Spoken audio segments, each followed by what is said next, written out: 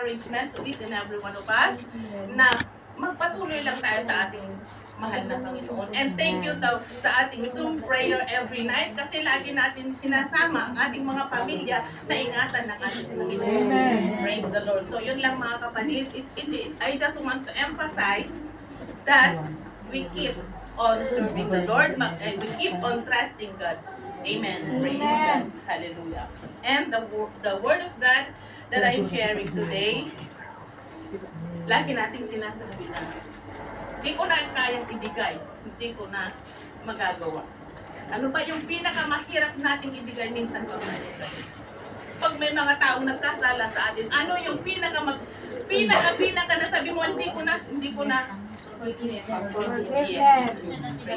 So actually this is not the word the message that I was prepared, but in the last minute God changed it into about forgiving one another. The aim of this message is to know the blessings of walking together as community. That we would encourage one another in this discouragement. We would pray one for another for God's strength and to glorify Him. That we would serve one another to each other's burden. And that we would love one another because God loves us first. Amen. And we should show hospitality to one another and to show the love of Christ, mga kapatid.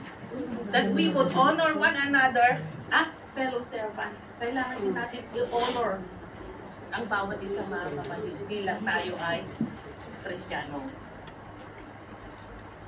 This morning, we come to the issue of forgiveness. We begin by reading in Ephesians 4:22.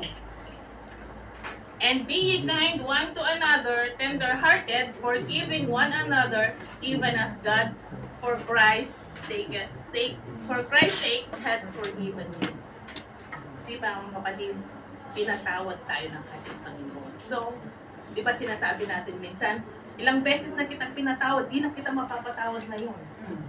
But, isipin natin minsan, ilang beses na ba tayong nagkasala sa ating Panginoon? Did we hear the Lord saying, I will not forgive you anymore? No.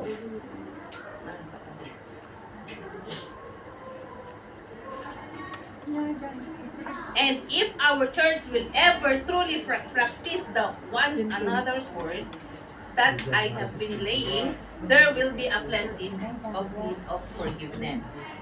Because the closer you live with one another, seeking to build up one another, and to pray one another, and to serve one another, to honor one another, there will be a conflict. There will be a conflict when you fail to do these things. There will be a conflict when these things are one-sided. And there will be a conflict when these actions are misunderstood. Hindi natin maiiwasan yan, mga kapatid. Sa grupo na lang natin minsan. Habang gusto natin na i-maintain yung unity, nagkakaroon ng misunderstanding. Magkakaroon ng so kailangan natin hindi natin ma-maintain yung unity na yon, yung pagkakaisa na yon, kung walang pagkakaroon. Some work through this well and others don't. Minsan, sabi mo okay na tayo, bati na tayo. Pero minsan, di natin maiwasan yung kaplastikan. Di po ba?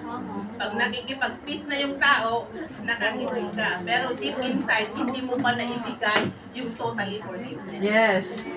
That's right. Kinikim mo pa rin dito, sabi, okay na tayo, okay na. But deep in our heart, nandun pa rin yung sakit. Hindi natin mabibitawan. Yes, tama. But listen, church family, to love one another means you are vulnerable to one another.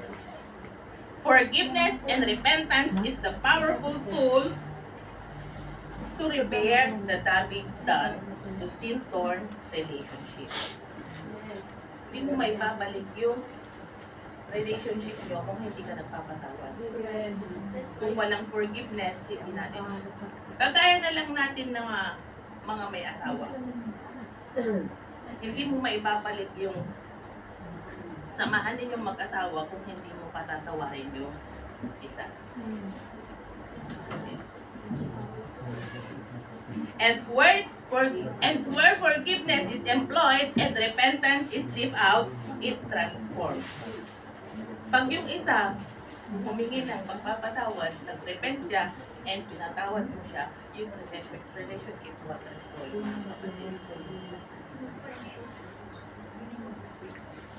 Forgiveness humbly sought and humbly given profoundly expresses the glory of God. Why? Because forgiveness is at the heart of the gospel through demonstration of God's love for those who deserve His wrath. And that's exactly the point of Ephesians 4:32. Be kind to one another, tender-hearted, forgiving one another, mga kapatid. Tender-hearted. Kaso, ano siya?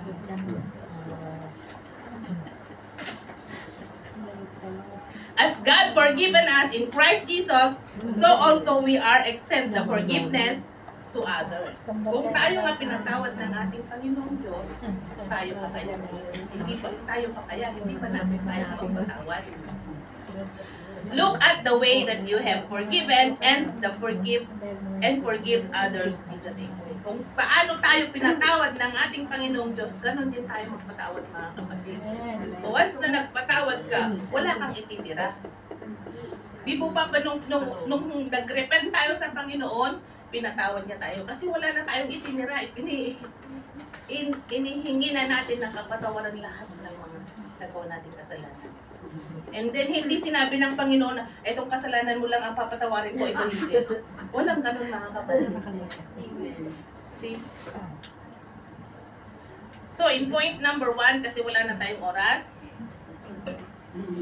the point number 1 is, we have forgiven.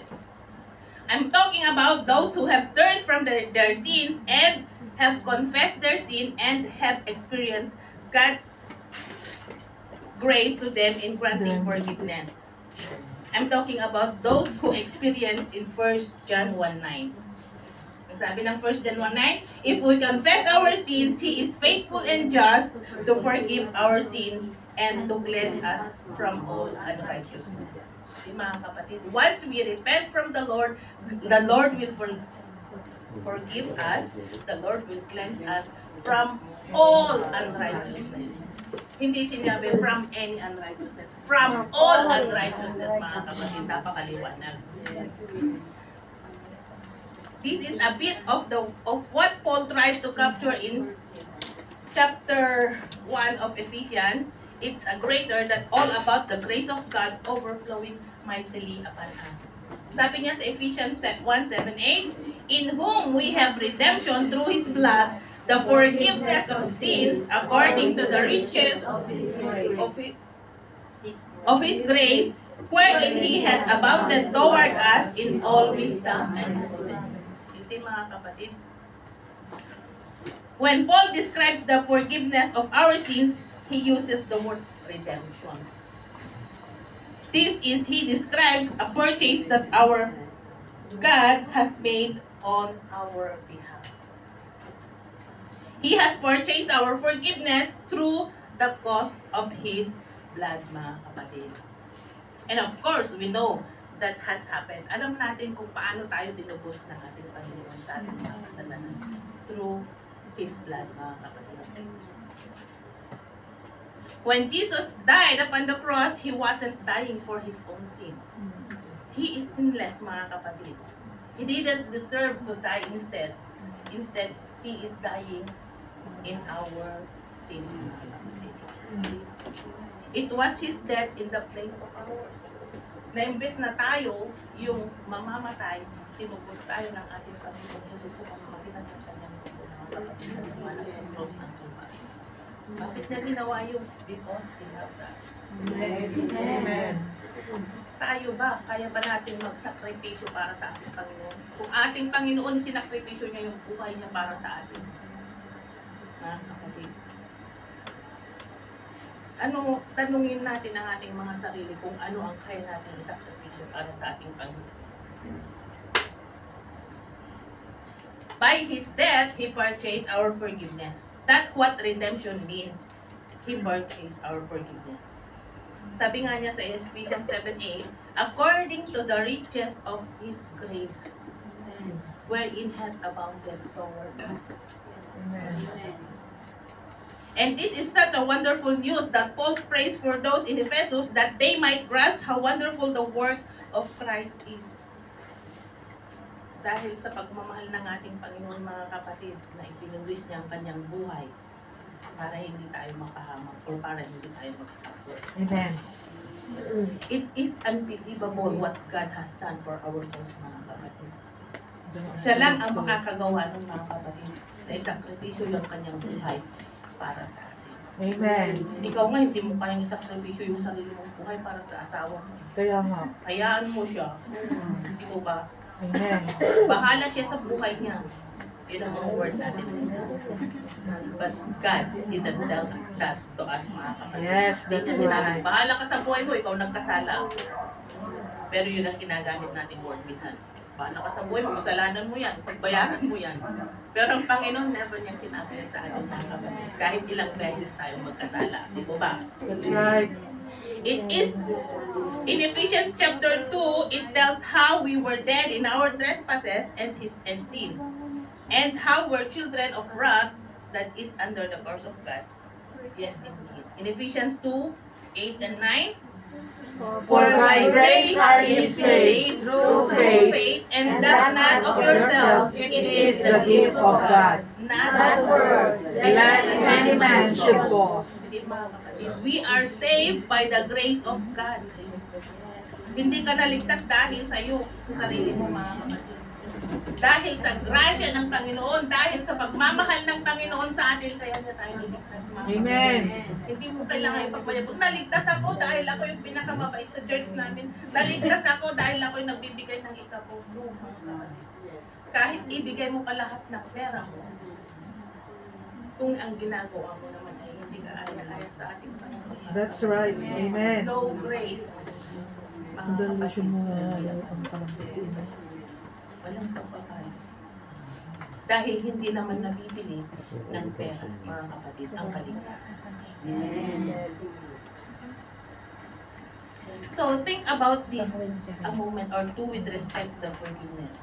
You forgive others in the same way that you have been forgiven by grace. Walang kondisyon. Dahil nung pinatawad tayo ng ating Panginoon, wala siyang biniging kondisyon. In other words, forgiveness isn't a deal that you make, I forgive you if you do this. Di ba minsan ganun tayo?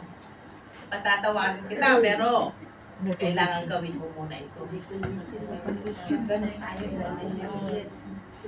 Kailangan may kondisyon, lalo na pag yung asawa mo nagkasala. Di po ba? Forgiveness doesn't demand that the offending party make it up for you in some way. Patatawarin kita, pero bilhan mo muna ako ng isang bouquet na rose. Patatawarin kita, pero ibigay mo muna yung sahod mo ng isang buwan sa akin. Di po ba may ganyan tayo mga kondisyon minsan? Forgiveness doesn't require payment.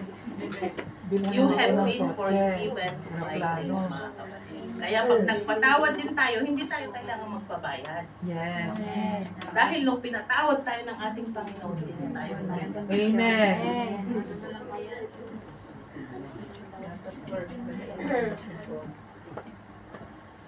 In other words, we have been called to live consistently with the gospel we have been forgiven. Kailangan lang natin i-work out kung paano tayo pinatawad ng ating Panginoong Jesus. Ganun din ang gagawin natin. Ganun din tayo magpatawad. God done an example for us, mga kapatid, that we should follow. Walang ginawa ang Panginoong Diyos na nung pinatawad tayo, marami siyang kondisyones, marami siyang hiningi. Wala siyang sinabing gawin mo ito, mga kapatid. So, huwag nating gawin yun sa mga tao, mga nagkasala sa atin. Amen? Okay, point number 2 na tayo. Mabilis lang to, 10 minutes lang. We are called to forgive, mga kapatid. This is not easy. Consider our hints of the book of Ephesians. In Ephesians 4, 1-3, I therefore, the prisoner of the Lord, beseech you that you walk worthy of the vocation wherewith ye are called, with all lowliness and meekness, with long suffering, forbearing one another in love, endeavoring to keep the unity of the Spirit in the bond of peace. Mga kapatid, pag nagpatawad tayo, nandun yung pagpapakumbag. Nandun yung gentle.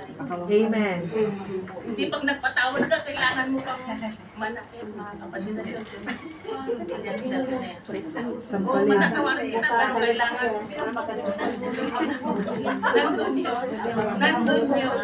Meekness, mga kapatid.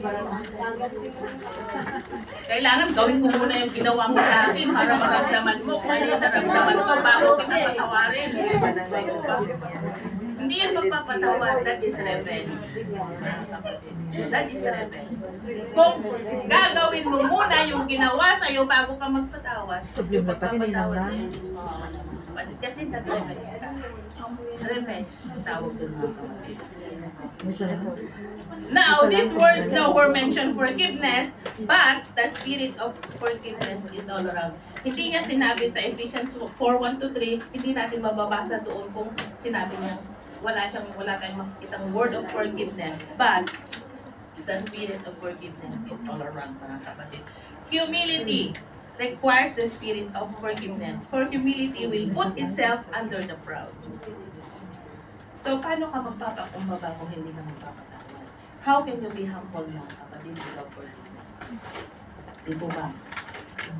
Gentleness requires a spirit of forgiveness also. As you respond to those who are rough with you. Kailangan natin pa rin. Paano ka magiging gentle na gaya sabi ko nga, paano ka magiging gentle kung wala yung spirit ng forgiveness? Patience requires the spirit of forgiveness as you wait for those who have failed you.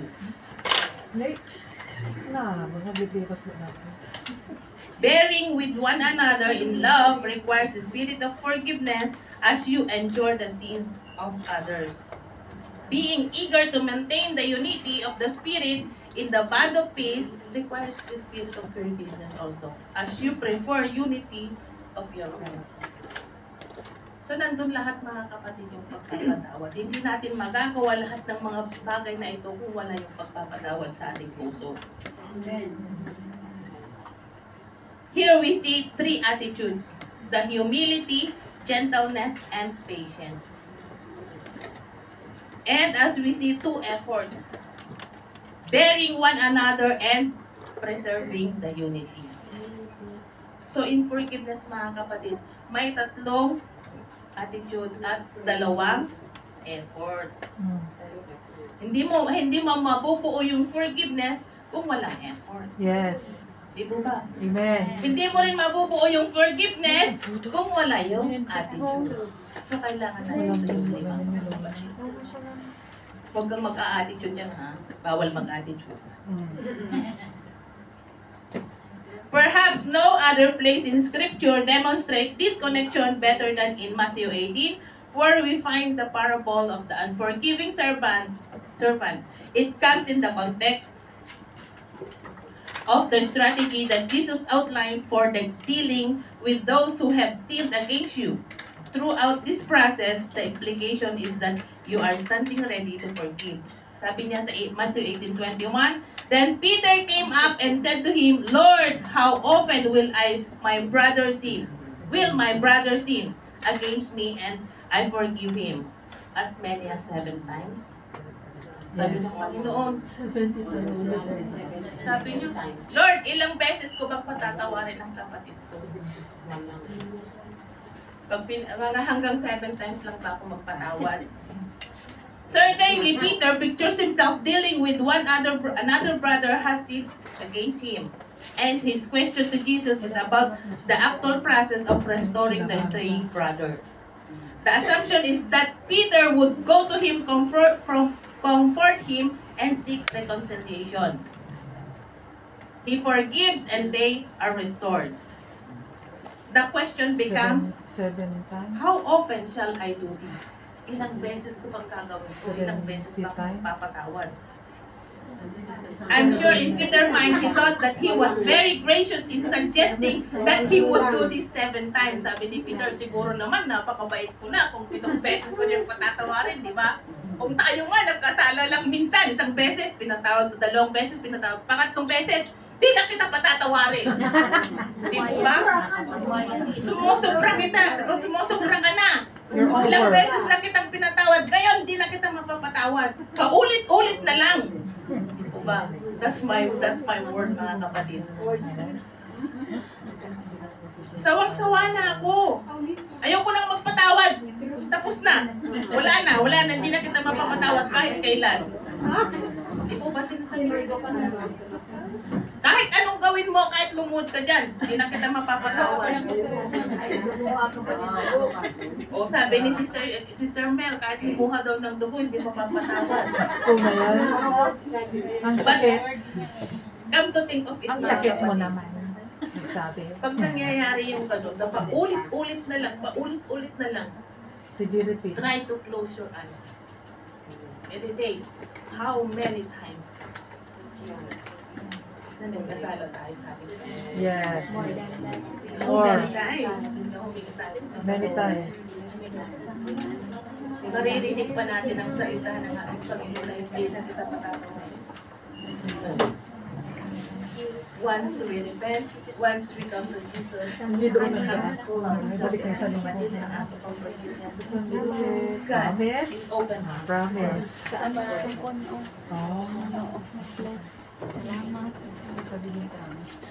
But Jesus demonstrates by his response to Peter that though Peter may appear to be gracious, he wasn't being gracious enough.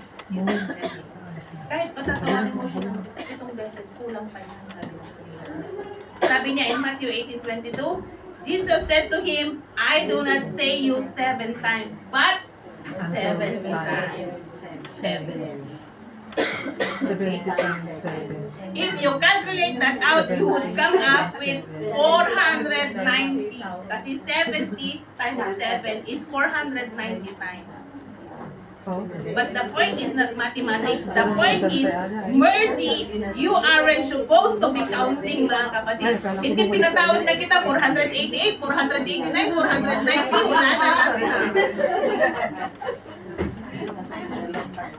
Wala na last na.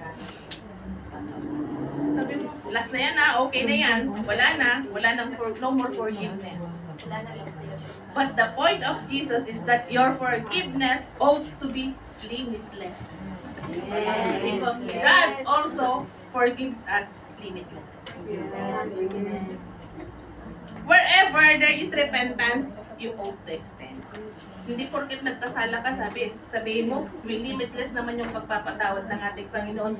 But, paano ka patatawarin ng ating Panginoon kung hindi ka naman nagre-repent at humingi ng pagpapatawad?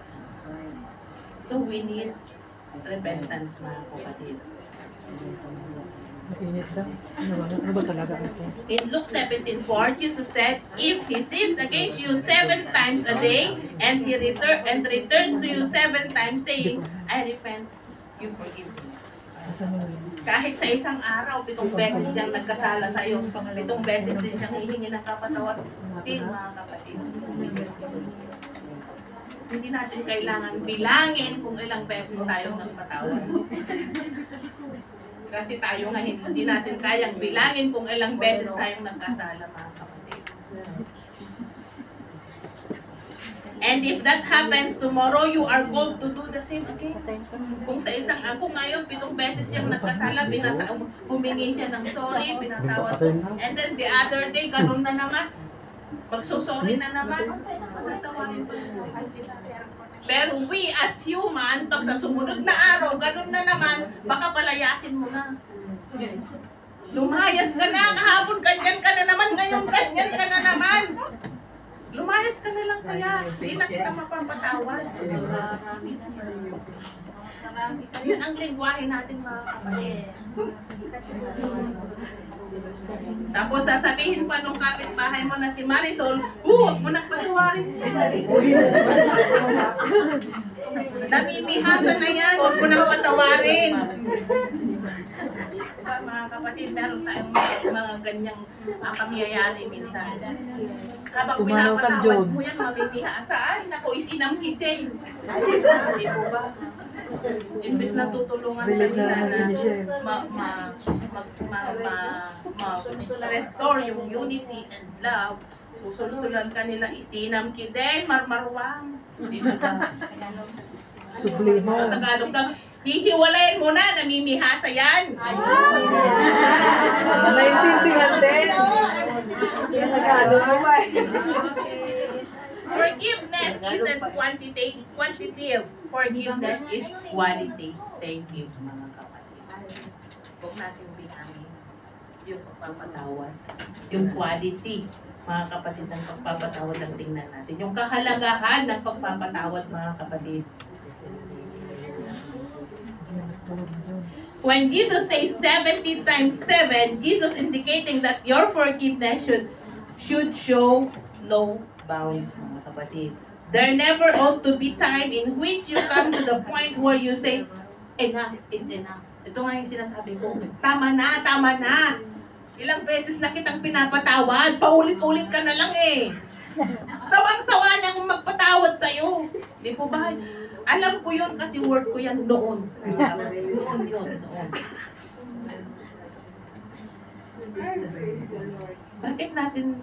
Bakit natin kailangang magpatawad ng pagpatawad? Because we are in Christ, mga kapatid. Tinuruan tayo ng ating Panginoon on how to forgive, mga kapatid. Amen. By studying His word, mga kapatid, doon tayo natututo, doon natin nakikita kung gaano ang sakripisyo ng ating Panginoon sa atin, kung gaano tayo kamahal ng ating Panginoon sa atin, mga kapatid. At yun ang magiging halimbawa para sa atin na ating tutularan, mga kapatid. So, when Jesus forgives us, ganun din tayo magpatawad, mga kapatid. Kasi nandyan na yung example ng ating Panginoon na ating gagayahin, mga kapatid. Amen. You have sinned against me too many times. I am not going to forgive you. Yun na nga yun. Forgiveness doesn't mean forgetting or sweeping it under the carpet or putting yourself in the same situation to be harmed once again. Hindi yung pagpapatawad is yung kailangan mong yung forgive and forget na sabi nila, mga kapatid. Once you forgive, you should forget. Hindi mo na isusumbat in the next day. Pinatawad na kita noon eh. Huwag nating isumbat kasi pinatawad mo na means you forget already, mga kapatid, what He has done or what she has done. Forgiveness means releasing the sinning brother from the debt that he owed because he wronged you. He wronged you.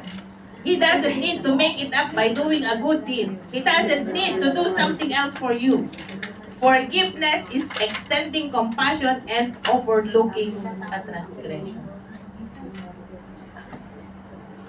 In Proverbs 19:11, the discretion of a man deferreth his anger, and it is the glory to pass over transgression.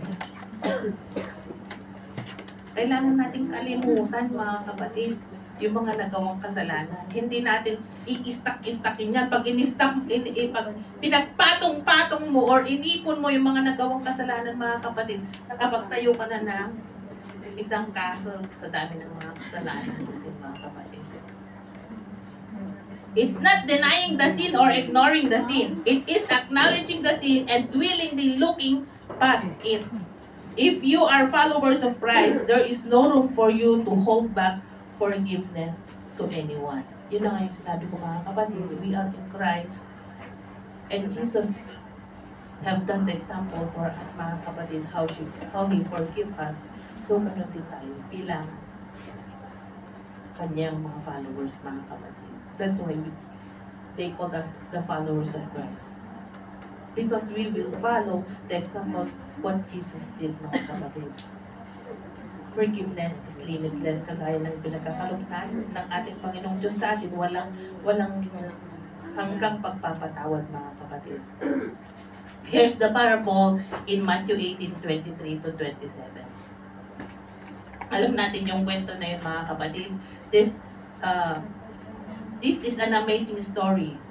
This man facing the realities of losing his family, perhaps never see them again. Ito yung kwento, mga kapatid, na merong isang servant na nakautang ng malaki sa kanyang amo na hindi niya kayang bayaran.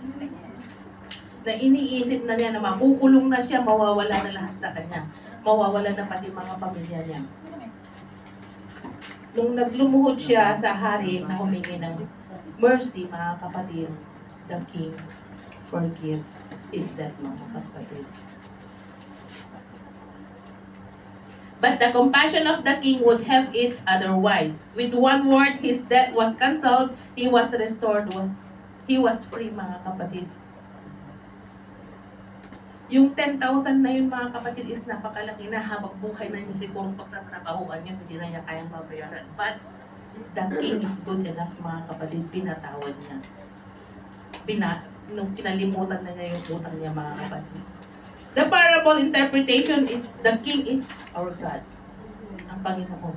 And the slave represents us, mga kapatid. Yung mga kasalanan natin, mga kapatid, hindi natin pwedeng tayo yung magbabayad ng mga kapatid. But because Jesus redeemed us, mga kapatid, our sins was away. We are free, mga kapatid, by the blood of Jesus Christ. Amen. The debt is our sin. This is a great picture of what salvation is all about. The Bible is very clear. We are saved from the massive debt of sin by the mere passion and mercy of God. We are saved by the grace of God alone, through faith alone, and in Christ alone, mga kapatid. No one else can save us.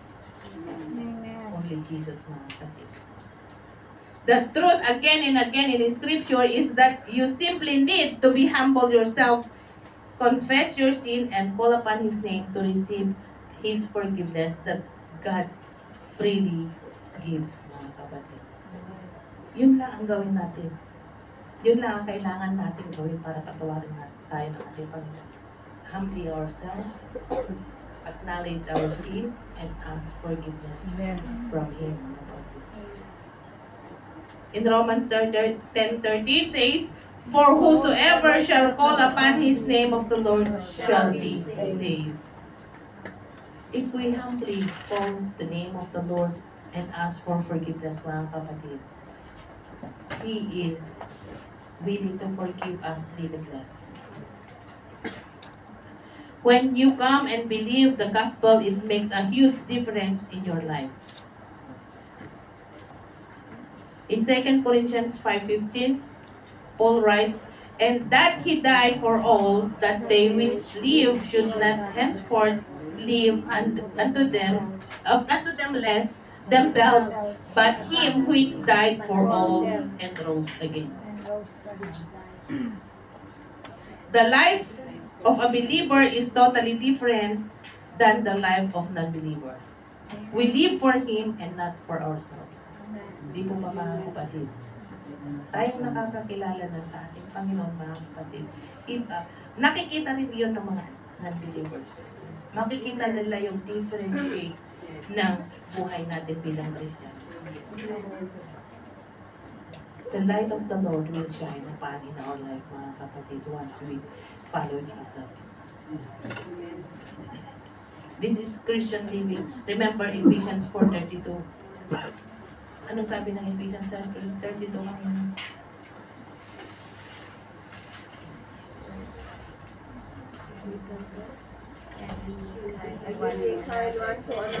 Be kind to one another, tender-hearted, forgiving, mga kapatid. Forgiving one another. Lagi nating dala-dala yan. Kagaya nga yung sinabi niya Ate Connie last Sunday na, kung gusto mong makapasok sa narrow gate, kailangan mo bitawan yung mga dala-dala mo. So yung mga bit-bit nating mga sama ng loob, bit-bit nating mga galit, mga kapatid, kailangan na nating bitawan. Amen. We need to forgive, mga kapatid. Amen. Minsan sinasabi natin, paano ko patatawarin yan? Hindi ka lumalapit na humingi ng kapatawaran? Hindi po ba? But then, mga kapatid, sino ba yung nagdadala ng bigat? Hindi po ba tayo? So, even that person never asked for forgiveness, you will forgive him. For you to ease the burden, mga kapatid. How can you go through the narrow gate kung ang dami-daming mo dala-dala dyan, sakit sama ng loob, yung galit mo, yung frustrations mo, bit-bit mo hanggang sa talampakan mo may nakasabit. I don't know why God gave me this message today, mga kapatid. Sabi ko na lang siguro, the past few weeks, nagkaroon ako ng sama ng loob. That's why God gave me this message. God is clearing my mind, mga kapatid, na I let go that pain. So, glory to God for this message, mga kapatid. In Colossians 3:13, forbearing one another and forgiving one another, if any man have a quarrel against any, even as Christ forgave you, so also do ye, mga kapatid. It's a word of God, mga kapatid. This word is from God. God is reminding us, mga kapatid, that we should forgive one another. In this case, reflection upon the cross will lead you to be forgiving others.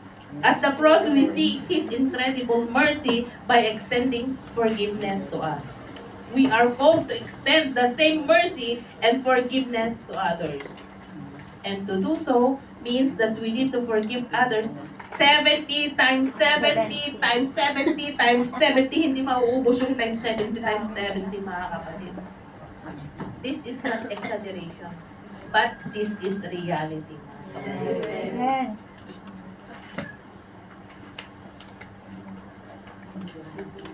Point 3. Forgiven people forgive people also, mga kapatid. If God has forgiven you a great debt, how can you not forgive others little debt, mga kapatid? Mas malaki yung pinatawad ng ating Panginoon na kasalanan natin kaysa yung nagawa ng kapatid natin sa atin. In Matthew 18:34-35, and his Lord was wrath and delivered him to the tormentors till that he should pay all that was due unto him. So likewise shall my heavenly Father do also unto you, if ye from your hearts forgive not everyone his brother their trespasses. In effect, they say that Jesus is teaching, if you don't forgive others, will make your life be miserable until you finally forgive from your heart. Yun yung sinasabi ko kanina, mga kapatid. Nandito minsan yung kaplastikan. Sinasabi mong pinatawad mo na siya, but in your heart, nandun pa rin. Paulit-ulit mong minemeditate yung kasalanan na nagawa niya. It means hindi mo pa siya napatawad, mga kapatid.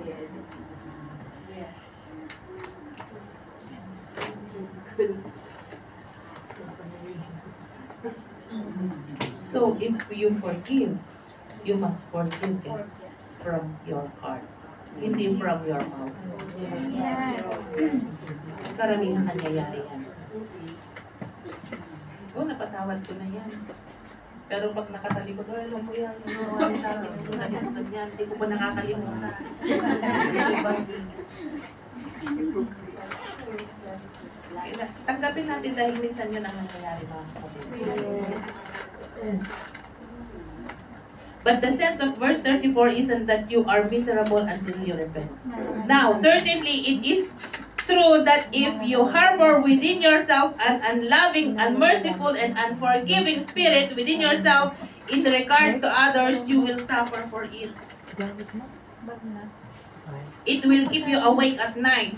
It will consume your thoughts. It will affect your countenance. It will affect your joy, mga kapatid. Di po ba? Pag lagi mong minimeditate yung galit mo, yung kasalanan niya, pati yung facial expressions mo, mga kapatid, dala-dala mo yan. Especially pag makasalubong mo yung taong yun. Imbes na naka-smile ka, makita mo, halo na yung mata mo. So bakit natin kailangan dalhin yun, mga kapatid? Kung kaya naman nating pitawan, kung kaya naman nating itapon na sa basurahan, bakit kailangan pa nating bitbit yun? Yung bag mo, ang daming laman. Kailangan mong bawasan, mga kapatid. Dahil ikaw lang ang nagdadala ng bag mo na yun, na punong-puno ng galit, ng sama ng loob, ng frustration. Kung gusto mong gumaan yung pakiramdam mo, kung gusto mong magkaroon ng joy, ang buhay mo, kapatid, forgive and forget. Amen. The Bible teaches us very clearly that if you aren't forgiving others, God will not forgive you. Ano ka patatawarin ng ating Panginoon kung ikaw mismo hindi mo kaya magpatawad? Yes. Right. Let's look at Matthew 6. This is an often repeated prayer. This is the prayer that Jesus taught us to pray, mga kapatid, in Matthew 6:12. And forgives us our debt as we forgive our debtors. Amen. Now I understand, mga kapatid, kung bakit tinuro sa atin ng ating Panginoon ito sa the Lord's Prayer. This is the very important, mga kapatid, na attitude natin. To forgive. I forget. Patawarin mo ako gaya ng pagpapatawad ko sa mga nagkasala.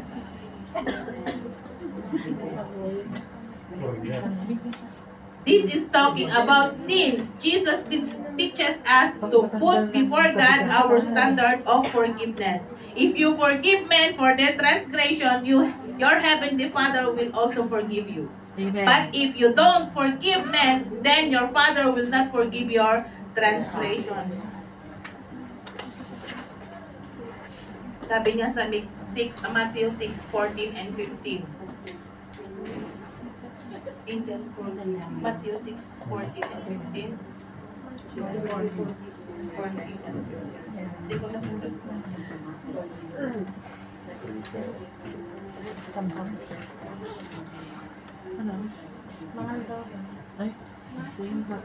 For if we forgive men their trespasses, your heavenly Father will also forgive you. But if you forgive not men their trespasses, neither will your Father forgive your trespasses. Yun nga, mga kapatid, pag hindi ka marunong magpatawad, paano ka patatawarin ng ating Panginoon? I forgive you. This is how Jesus interpreted His own prayer that tells us to pray, mga kapatid. Forgive me not. Sorry na. Nandun nakapaloob sa tinuro ng ating Panginoon na panalangin na yun, kailangan natin humingi ng tawad gaya ng pagpapatawad. Napatawarin tayo ng ating Panginoon gaya ng pagpapatawad namin sa mga nagkasala sa amin. Di po ba yun ang sinabi niya? Now, are you extending forgiveness graciously and freely to all who have transgressed against you, mga kapatid? Napatawad nyo na ba yung mga taong nagkasala sa inyo, mga kapatid? Yes. Amen. Tapos na. Are you embittered against that person? Bitter pa rin ba kayo sa mga taong nagkasala sa inyo? Hindi na. Is the problem with you or is the problem with them? Both. Are you willing to forgive them and see your relationship restored? Paul tells us, as far as it depends upon you, you are at peace with all men. Depende sa iyo yan, kapatid. Kung gusto mong dalhin yan panghabang buhay, ikaw magdadala niyan. Tinuturuan ka kung paano magpatawad. Ayaw mong sumunod. Nasa sayo yan. Sige, buhatin mo pa. Hanggang buong bahay yun na, dala-dala mo na. Ayaw mong bitawan, ayaw mong magpatawad. In Romans 12:18, if it be possible, as much as lieth in you, live peaceably with all men. Diba mga kapatid, napakasarap mabuhay ng tahimik, ng peace. So bakit natin kailangan magkaroon ng kaaway? Bakit natin kailangan mag-ipon ng maraming sama ng loob kung ang sarap mabuhay ng tahimik? Yes. Kung siya ayaw niyang magpatawad, kung siya gusto niyang dalhin, ayan. Siya yung gustong magdala ng mabigat. Siya yung gustong magulo yung buhay niya. Siya yung gustong hindi makatulog sa gabi dahil sa dami ng iniisip niya. Sa dami ng kaaway niya, mga kapatid. Pati sa Facebook nakapost na lahat. Di po ba? Ayan mo siya, buhay niya yun. All you can do is to pray for him. Have you thought about this in your life? Kilala ko siya. Though those who have wronged you, yung mga tao nagkasala sa inyo, have you like to take their offense against you and shape it to an arrow and put it into your teeth? Iipunin mo yung sama ng loob mo, gagawin mo palaso. Na pag nagkaroon ka ng pagkakataon, gagamitin mo yun, papanain mo na siya para makapaghiganti ka, mga kapatid. Bolsa. For those who sinned against you, you aren't to seek revenge. Hindi mo kailangan maghiganti, mga kapatid. Because you already know what he did or what she did is wrong. Why you should do the same? Para lang makapaghiganti ka. Walang mawawala sa'yo kung patatawarin mo siya. Kung hindi kanya patawarin, kung ikaw man yung nagkasala, kahit ikaw yung hindi nagkasala, ikaw yung nagpatawad, the Lord will bless you, mga kapatid. Hindi ko naman kasalanan eh. Siya naman may kasalanan, ba't ako magpapatawad? Di ako hihingi ng tawad. Siya yung dapat mo hingi ng tawad dahil siya yung may kasalanan. But if in your heart have a burden, mga kapatid, kahit sabihin mong ikaw yung tama, you still humble yourself and forgive me. Kung sa tingin mo ikaw yung tama, you pray for her or for mga kapatid. Those who don't forgive won't be forgiven. This teaching comes several times in the Bible. Are you like the wicked slave who wouldn't forgive a minor offense? Or if so, you need to reconcile with your brother today. So mga kapatid, kung may dala-dala pa kayo sa inyong mga puso, nasama ng loob or frustration, now, this is the time, mga kapatid, to let go, to forgive, mga kapatid.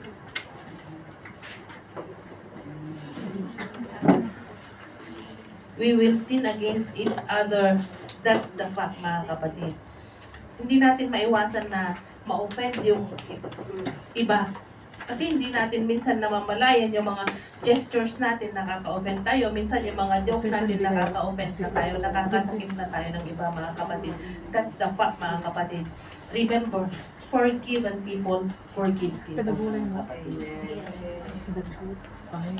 So minsan sinasabi nila na ganito, ganyan. Hindi mo namamalayan through your actions. Nangyari sa akin yan, mga kapatid. Nakaupo lang ako sa park, may dumaan.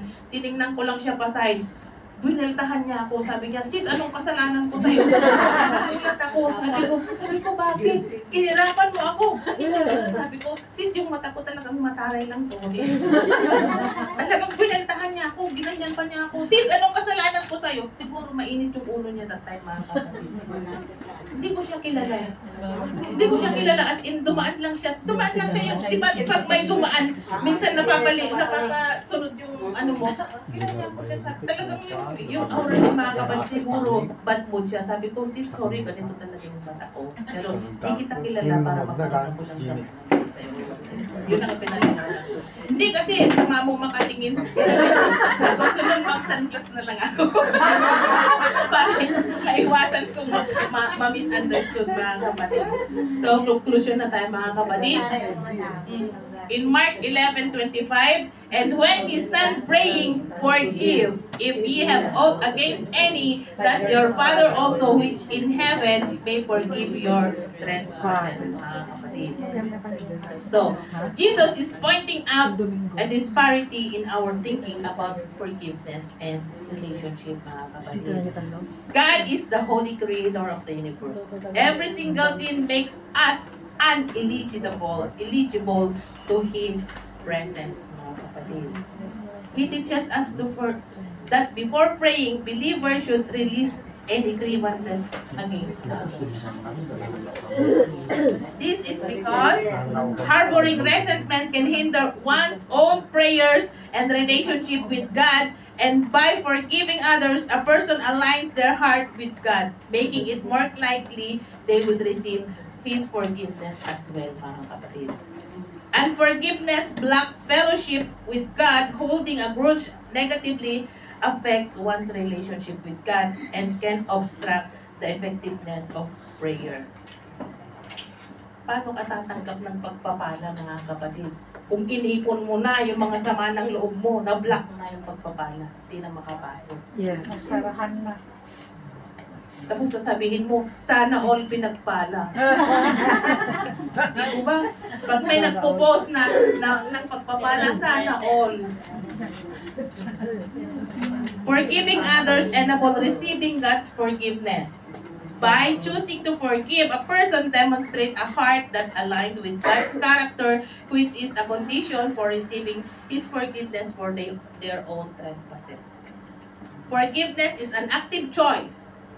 It is a command, not just a suggestion, mga kapatid. It requires an active release of resentment, bitterness, and anger toward another person, even if they have not asked for forgiveness. Kahit hindi sila humihingi ng tawad. Uy, pinatawad na kita kahit hindi ka humingi ng tawad. Kailangan natin i-pag-pray, mga kapatid. Forgiveness sets the worshiper free. It is a way of releasing a burden and breaking free from a spiritual prison, allowing for unhindered fellowship with God. Kasi yun yung nagiging barrier natin, mga kapatid. Yung hindi natin pagpapatawad sa mga nagkasala sa ating mga kapatid. Yun ang nagiging blockage ng lahat ng pagpapala na nanggagaling sa ating Panginoon.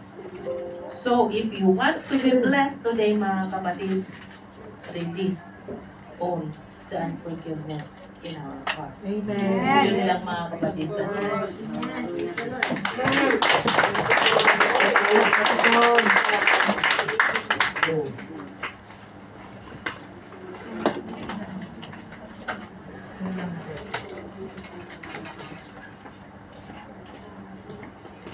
Lahat tayo nakadaan sa sama ng loob.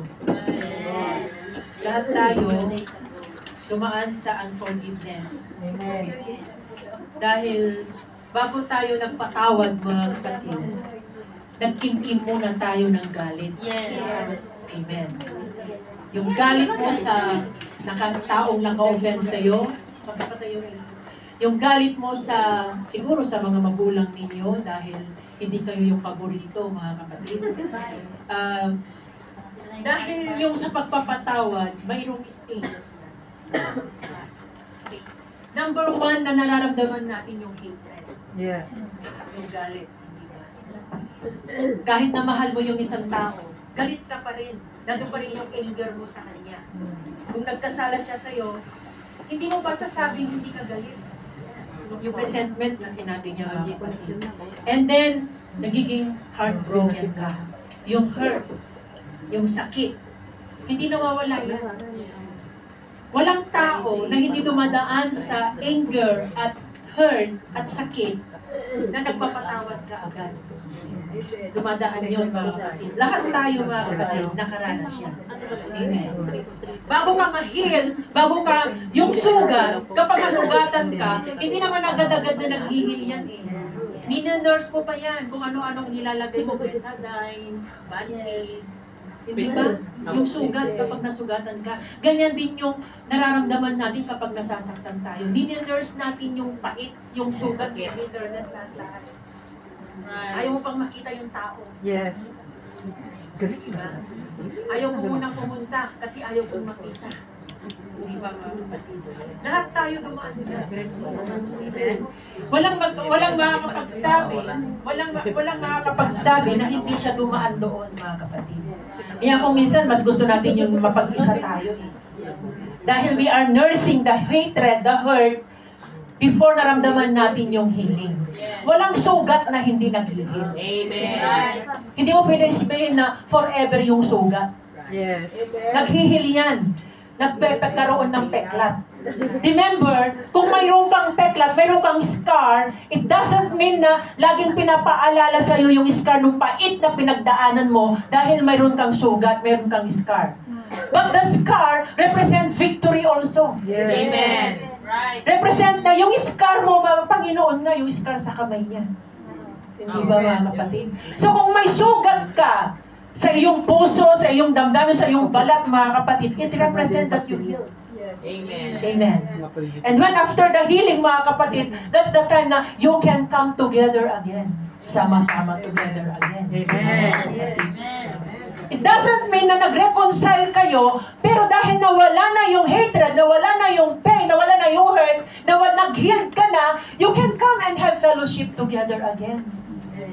Kaya nga sinabi niya, forbearing one another, but it doesn't mean na nag-reconcile kayo. But yung care, ano ba tawag doon? Nakakayanan mo na makisalamuha sa kanya, makita siya. Yes. Hindi yung nakita mo na yung kunot ng yung reaction ng mukha mo minsan, hindi ba, mga kapatid? Minsan ipinapanalangin mo, Lord, wag mo kaming pagtagpuin. Hindi ba? Yes. Lord, hindi ko pa kaya. Wag mo muna kaming pagtagpuin. Dahil agad nasasaktan ka, pinagtagpo kayo, baka sasabog kayo, mga kapatid. Hindi ba? Baka magsasampalan, magsasabunutan pa kayo, mga kapatid. Panalangin mo na lang, Lord, hindi ko pa kaya, huwag mo siyang padaanin sa aking harapan. Hindi ba, mga kapatid? Amen. But when the pain, the hurt, the anger, and you feel na na-heal ka na, pwede ka nang makipag face to face. Hindi ba? Hi, sister. Hi, sister. Wala na yung kunot noo. Hindi ka na nagmukhang matanda. Yes. Amen. Nakakatulog ka na sa gabi ng maayos, ng mahimbing, mga kapatid. Hindi ka na nananaginip na parang pakiramdam mo na wala yung kaluluwa mo sa katawan mo. At pumunta ka sa kanyang bahay. Nakita kita sa panaginip ko. Hindi ba, mga kapatid? Dahil hindi mo tayo makakapagpatawad ng maayos kung hindi tayo tadaan dyan. Lahat aminin ninyo, mga kapatid. Sino yung nakaramdam ng anger? Amen. Sino nakaramdam ng hurt, mga kapatid? Sino yung na-healed na? Amen. Dito, na-healed na ba kayo? Dito. Amen. Dito. Amen. So we can come together. Amen. Amen. Di ba, ang sarap kayo matulog na wala kang iniisip na kagalit. Yes. Magising Masarap ka kaya yung mamaya. matulog na mahimbing kapag gising mo sa umaga, salamat Panginoon kahit giniginaw ka. Di ba, mga kapatid? Di ba giniginawa ko na wala ka sa tabi ko basta ako'y pinatawad na kita? Yes. Di ba? Yung mga broken hearted, mga kapatid. Ngunit, sabi ko nga doon, kapag nagkukwento ka at nandun pa rin yung pain, umiiyak ka pa with so much emotion. You're not just totally healed. Pero kapag yung nagkukwento ka na parang tumatuwa ka pa, dahil ka na nakapagpatawad ka. Yes. Pwede na ulit kayong mag-co-parenting. Di ba, mga kapatid? Pwede na ulit kayo na magsama na isa-isang na dahil lalo na sa may mga asawa, mga kapatid. Hindi na. Let's be honest. Kahit sa mga friendship natin, sa mga relationship natin, sa mga magulang natin, sa mga kapatid natin, mga kapatid. Amen? Sa kapatid mo sa laman. Diba? Tanggalin mo na kung yung isa masyadong greedy, sige sa'yo na, hindi ko naman dadalhin yan sa libingan. Basta maayos ka. Hindi ba? Aanhin mo naman yung kayamanan, mga kapatid, kung nanggigigil ka na sa galit. Hindi ba? Yung kung sa Ilocano pa, ano nga ba? Kaya mo yan. Yung galit ba? Hindi ba? So let's pretend, don't pretend that you say na, I forgive you, pero in my heart, may araw ka rin. No, mga kapatid. That's the time that we have to come to Jesus, mga kapatid. That's the time na kung meron ka pang kabigatan sa kalooban mo, kapatid, ay kailangan na lumapit ka sa ating Panginoon. Humingi ka ng kapatawaran sa Kanya. Sinabi niya, hanggat hindi ka humihingi ng kapatawaran sa ating Panginoon at hindi ka nagpapatawad, hindi ka patatawaran ng ating Panginoon. Yes. God, Lord, you forgive me. Help me. Ipanalangin mo, Lord, help me to forgive you. Lord, help me to forgive others. Don't pretend or don't just sinabi nga doon sa prayer, mga kapatid. Hindi naman yun yung ano, kundi sabi mo, Lord, tulungan mo akong mapatawad ko siya. Kung hindi ko pa kaya, Panginoon, yung tamang panahon na yung mapapalaya ka. Amen. Dahil hindi yung taong nagkasala sa'yo ang magpapalaya sa'yo, ikaw mismo magpapalaya. Amen. Amen. Dahil nakalaya ka, mahirap kaya yung ililibig na nga naka-speed ka ba rin? Nakrimik na nga't lahat-lahat, hindi mo pa rin siya mapapatawad. Di ba, mga kapatid? Mahirap magbasarap, mga kapatid. Forgiving one another. Sinabi nga, mga kapatid, salita. Remember Esau and Jacob. Si Jacob, binisip niya si Esau, mga kapatid. Pero ang kagandahan kay Jacob, si Esau, handa na siyang magpatawad. Pero si Jacob, hindi pa niya alam kung anong nasa isip ng kapatid niyang si Esau, mga kapatid. Nanalangin siya. He spent time alone with God praying, mga kapatid. Hanggang sa pinalitan yung pangalan niya ng Israel. At nung nagkita sila, mga kapatid, niyakap siya ni Esau, mga kapatid. Siguro gulat si Jacob. Naglamay ako magdamag. Pero yun ang resulta ng paglalamay niya. Pero si Esau, bago pa sila nagkita, pinatawad na siya. Hindi ba? Tayo mga Kristiyano, okay lang maging Jacob. Dahil may pagpapalang ibibigay ang Panginoon sa iyo. Kung sa inaakala mo na hindi ka pa pinapatawad ng tao, mananalangin ka. You spend the whole night praying, Yes. Lord, soften the heart of my friend. Soften the heart of my love.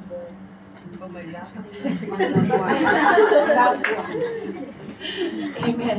Kapag sinabi mo kasing love 1, may love 2, love 3 pa yan. Kaya love lang. Amen. Kaya tayo, mga kapatid, si Jacob, ang resulta ng kanyang pananalangin, mga kapatid, pakikipag-wrestle with the Lord, mga kapatid, the angel of the Lord, mga kapatid, na bago. Sabi nga, yung kanyang pigi, mga kapatid, ay nasaktan, kaya naglalakad siya paika-ika. Ganyan tayo, when we spend time, you experience the presence of God in your life, nababago yung paglakad mo. Nababago yung buhay mo. Nakikita, mga kapatid. Anong ibig sabihin nababago yung paglakad mo? Kung yung paglakad mo noon sakang, mga kapatid, nagiging diretsyo ang paglakad mo. Let us all stand. Remember this, mga kapatid. The example also of the prodigal son. Remember also Joseph and his brother, mga kapatid. Sinabi, instead na nag-seek revenge si Joseph, sinabi niya, you meant it for evil against me, but God meant it for good. Amen. Kaya kung sobrang close na kayo at nagkagalit kayo, mga kapatid, pinaghiwalay kayo ng Panginoon, may purpose din ng Panginoon. Kung bakit kayo nagkahiwalay ng landas, may purpose ang Panginoon. And the best, mga kapatid, the forgiveness we receive is the forgiveness of God. Amen. The forgiveness of Jesus, mga kapatid. As we sing this song, mga kapatid, lumapit ka kay Jesus. Ano man yung dala-dala mong sakit, pait, kung hindi ka pa naghihil ngayon, mga kapatid, ilapit mo sa ating Panginoon. May gulay. Hallelujah.